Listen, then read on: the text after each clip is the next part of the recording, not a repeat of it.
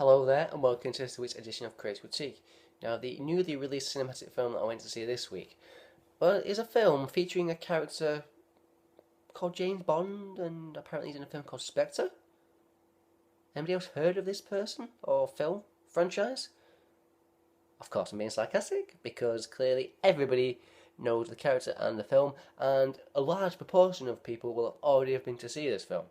It's been out in been out in Britain, just over 2 weeks, and it's just opened in America, I believe, this past weekend. So it's fair to say it's very, very, very popular. So what do we make of it, or what do I make of it? More to the point. Well, now I'm gonna straight off the bat go and mention Skyfall, because Skyfall, when I saw it a couple of years ago, it was 3 years ago, wasn't it? In 2012. It was what I call a really, really nice surprise, and I thought I still think I think it is one of my, it's certainly, it's in my top three James Bond films of all time. The style with which it's done, the way all the characters are introduced, and the character interplay between Javier Bardem and Daniel Craig was fantastic. So Sam Mendes had one hell of a job to try and follow up that success, because I thought it was almost too perfect of a James Bond film, appealing to a new audience yet still acknowledging those nostalgic nods to its Bond's past. So you can see exactly why Sam Mendes was deliberating over where to actually do the sequel to Skyfall. He eventually did sign on, and this is the end product of his signature. So what the film does, it picks up pretty much straight up after, or a couple months after Skyfall, and Bond is in Mexico during the Festival of the Dead, where everybody wears fabulous costumes, and the costume department gets one hell of a great job to do. Looks fabulous. That whole set piece is done superbly. And the way it opens is that he's on the trail of a couple of people linked to an organisation who, in the title, suggests Spectre. But who is this shady organisation? And that is the whole plot of the film, is him discovering who this shady organisation is, what links it has to Bond's past, and what it wants to do in the future. So, like I say, it opens in Mexico during this Day of the Dead festival, and I'm gonna just try and describe the opening, because it's like a lot of people obviously will have seen Birdman in the last year, and they will have been made very well aware of particular tracking shots of characters, and apparently not having edits and things like that. That was done fabulously well. There's a scene where you follow Bond. He starts off, you obviously realise he's in one of the masks, in one of the costumes, with a girl. It's a long tracking shot. He's in the middle of the festival. He then goes up through a hotel, and then suddenly he leaves the girl. The girl's like, "What's going on?" And he then goes up onto the roof, sheds his costume into his James Bond outfit, and then he's going on the roof. He brings out a weapon, and it's played out like one whole tracking shot. Clearly, there's edits in there, but it's done absolutely superbly well. And what a tense opening, because there's no dialogue during this segment, and you're like, what the hell is going on here? Where's he going? What's he doing? Where's he going? What is his purpose right now? So brilliantly tense setup, and then superbly executed. What it turns out to do is what his mission there is one last fulfillment of spoiler alert, please, from Skyfall. If you've not seen it, please do not watch anymore. From his former boss, his former M, Judi Dench, she has told him to seek out a particular number of criminals and their links to this organisation of Spectre, which eventually helps him lead to Italy. I must say, that whole square bit with the helicopter, fabulous set piece, brilliant action set piece. That, yeah, I'm just getting tongue tied now a little bit. Sorry about that. And so yeah, like I say, it leads to him. I don't want to describe the whole plot here, but I'm trying to do. 1 second, sorry about that. It leads into Italy, where he comes across the a secret location in Italy where it is a home to criminals from all around the world who are in association with this organisation called Spectre. Now, it's very hard to describe some of the plot elements because if I describe them, it would be completely spoilt for the viewer. So, what is best left to be said? We think we all know that Christoph Waltz is playing the bad guy in this film. Who is the bad guy?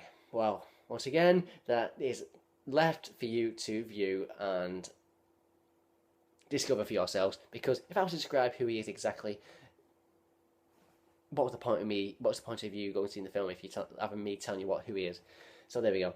But I made this point before the film. Christoph Waltz, at this moment in time, he was almost like the perfect go-to guy for a Bond villain, isn't he? Because he's got all that we've seen in his previous films, in Django Unchained and in Inglourious Bastards, that he manages to play quite nefarious people, but intelligent nefarious people, and play them to an absolute T, which is evident in his 2 Oscar-winning performances there, clearly. So, perfect casting there. Perfect casting, Sam Mendes, for your villain. What's also quite a nice and was a what I know. I'm going to go to one of my disappointments. It was now I read a lot about Dave Bautista, regarding him being like a classic henchman of Bond old, and I was reading that he was actually enticed to the role because it was a little bit more than just a meaty fighting sort of role for him. It wasn't. It's exactly what it is. It's a classic Bond. I'm a big bloody ass villain, and hey, don't you feel the force of that fight? That fight scene with Dave Bautista and Daniel Craig. My God, does Daniel Craig feel it? But I was a little bit disappointed considering what had been said regarding the character of Mr. Jinx, or Mr. Hinks, is it? I don't know if it's silent or not. But yeah. Just don't lie to me in interviews, do you know what I mean? Just don't try and sell it as something else that it isn't. If it's a classic sort of that sort of Bond henchman, just accept it and go with it. He's fine. He's alright. Monica Bellucci has nothing to do in the film, does she? She's in it for 2 scenes, and yeah. Léa Seydoux is effectively the main Bond girl in this film, and she is actually she's quite a feisty sort of character, which I do like, and you do want someone to be quite a playful adversary for Bond, and not just a walk all over them sort of character. That is quite typical of Bond girls. But let's talk about some of the main cast that are recurring. So, for example, Naomi Harris as Miss Moneypenny. I was very disappointed not to not see enough of her. Really quite disappointed. Q, Ben Whishaw, great fun. She gets pretty much all the funniest lines in the film. Great stuff. There's some nostalgic nods again to the other films, and it's almost a little bit now. They do work, but not quite as well as Skyfall. I felt there's a bit more. They're a lot more careful in Skyfall with what they were doing with them, and yeah, I just felt like they could have done it a little bit better, in my opinion. Right. Ray Fiennes. He's great. He's great, isn't he? But is he Judi Dench? It's interesting. It's completely different. That's the whole point. Because it's been said, obviously, if you had another woman, it would be a bit. You'd be comparing them to Judi Dench. So it's probably a good angle to them to go to on someone like Ray Fiennes. So that probably it just work enough. And yeah, I'm trying to. Right.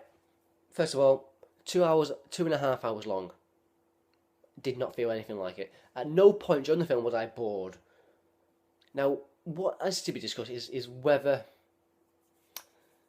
all the film works, and I think there's a big discussion to be had here, but I'm not going to have time to get into them because I can't discuss it without spoiling parts of the film. And the way they're trying to, no, I can't.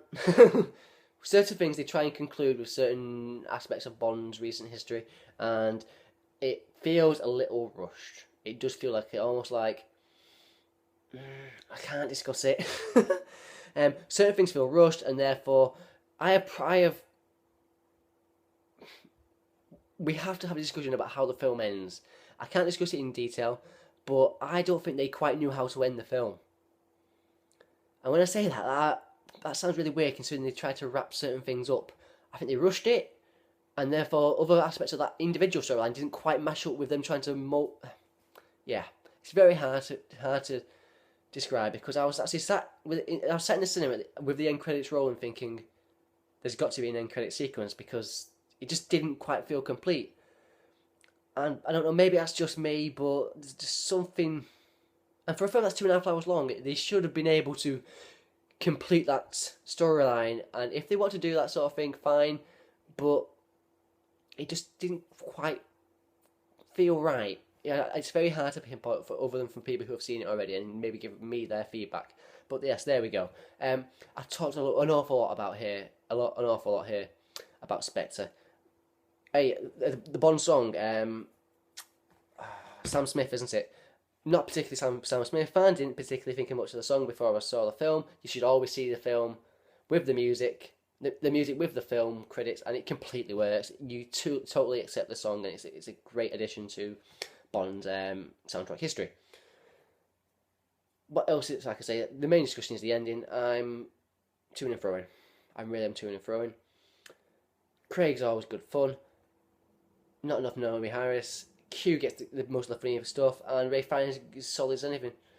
Christoph Waltz, what we have of him in the film is probably not enough. That is the point I'll make also. And also, 12A. This is in the UK, obviously, in Great Britain. It's a 12A. Now, am I being really, really pernickety? But is that not a bit of a look? There's certain scenes in this film where, okay, you cut away, but there's still that whirring thing going on, and there's insinuation that there's blood there and what has occurred. It's a high-end 12A, I tell you that. I could easily have been a 15 in my opinion, just for that particular scene, because that is quite a distressing scene to behold. So yeah, there we go, Spectre. I didn't quite enjoy it as much as Skyfall, but Skyfall was really, really good. And at no point was I bored though. It's a damn good job, Sam Mendes. He's done a damn good job of what he can do, considering how good Skyfall was. We'll see where Bond goes from here. But there we go. That's my opinions there. Spectre. Completely made a hash of that review. But oh well. Let's go to my classic review of the week, and my classic review is of the 1971 film starring the brilliant Clint Eastwood, which is of course Dirty Harry, directed by Don Siegel. We all know Dirty Harry, the cop who does not take authority, take well to authority figures above him. He does his job how he seems fit, and let's face it, if you were to name roles that were linked with Clint Eastwood, of course you'd go with Dirty Harry and you'd go with A Man with No Name, because they are so ridiculously similar. Yes, Clint Eastwood is quite limited in his acting ability, but what he does in those sort of roles, he does fabulously well. The gruff, no-nonsense cop, or the gruff, no-nonsense cowboy, outlaw, if you will. The film centers around a sniper serial killer who leaves ransom notes to the police saying, if he kills somebody and then he leaves that saying, unless you pay me $100,000 the next time, by this certain time, otherwise I will kill a black person or I will kill a priest. And it's all about obviously Clint Eastwood and Dirty Harry trying to track him down by his own nefarious means. The guy playing the actual serial killer, is it Andy Robinson? He does quite a disturbing performance in a way because of his character. He's quite unique in his performance. The film is under 2 hours, which is quite nicely paced. It could have been. There's little bits. I must say, little bits of it do lag, and I do like really do like the soundtrack actually, or the music, but it was by Leo Schifrin, and it's, if you hear it, you go 70s. That's a 70s soundtrack. It's that sort of soundtrack. Yeah, fabulously written, some great quotable lines, of course, and it's one of those sort of nice, sort of nifty crime thrillers. I'm really struggling here, aren't I? It obviously spawned numerous and numerous sequels. 3 sequels, wasn't it? Magnum Force. I can't remember the third one. Then Deadpool. But I really enjoyed Dirty Harry. I think it's... John Vernon plays the mayor. And the problem is, the first film I saw with John Vernon was Animal House. And all I can think is Dean Wormer. So every time I see him, I think... I can see it's John Belushi in front of him. But yeah, nice little sort of cameo there for John Vernon briefly. And I like his sort of, the fact that it's put to, because he's quietly unworkable. He's obviously had psychics, partners, police partners in the past, but they've never, one, as he says, like, one's been shot and is in the hospital. It was in the hospital and one was killed. And he clearly works better by himself. And there's a whole question about him. Apparently, like, is he a racist? Dirty Harry? No, he hates everybody. He doesn't discriminate between race or creed or colour or whatever, or religion. He hates everybody. If you're a criminal, of course. So I like that sort of aspect of his character. It's interesting to observe. But yeah, it is an absolute ultimate classic, isn't it, of Clint Eastwood's cinematic past. And it's very hard not to enjoy this film because of the performance of Clint Eastwood. It's probably what he's saying one of his best. And it's one of those few times I say, watch Magnum Force, because I really enjoyed Magnum Force, the first sequel to Dirty Harry. The third and fourth have varying results. Fourth is quite, not too clever. And the third was alright as far as I remember.